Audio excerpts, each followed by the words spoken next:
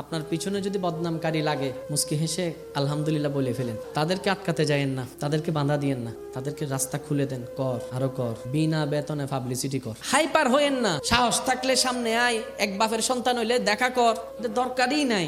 আল্লাহ আপনাকে বিনা যুদ্ধে জয় করতে চাচ্ছেন, আপনি কেন যুদ্ধ করে খামাকা শরীরে শক্তি নষ্ট করবেন? দরকার কি? ছেড়ে দেন না তাকে আপন হালতে। সে বদনাম করবে, আপনার গুনাহ নিবে। সে বদনাম করবে, নিজের সওয়াব আপনাকে দিবে। সে বদনাম করবে, আপনার প্রচার করবে। সে বদনাম করবে, আপনার নামটা যে জানে না তাকেও শোনাই দিবে। তো সে যখন বিনা বেতনে এমন কাজ করতে চাচ্ছে স্বইচ্ছায়, আবার অন্যদিকে ওয়াইলুল্লি কুল্লি হুমাজাতিল লুমাজা তার উপর অর্পিত হবে, আপনার টেনশন কি? আপনার কাজ হচ্ছে রবের উপর ভরসা করে ধৈর্য ধরে বসে থাকা, আর কোনো কাজ নাই। করতে দেন দুশমনের কাজ, করতে দেন আপনার চাচা জেঠাকে সম্পদ খাওয়ার কাজ, করতে দেন। একদিন আপনার ধৈর্যটা রবের যদি পছন্দ হয়ে যায়, ইন্নাল্লাহা মা'আস সাবিরিনের নিয়ামত আল্লাহ আপনাকে দান করে দিবেন।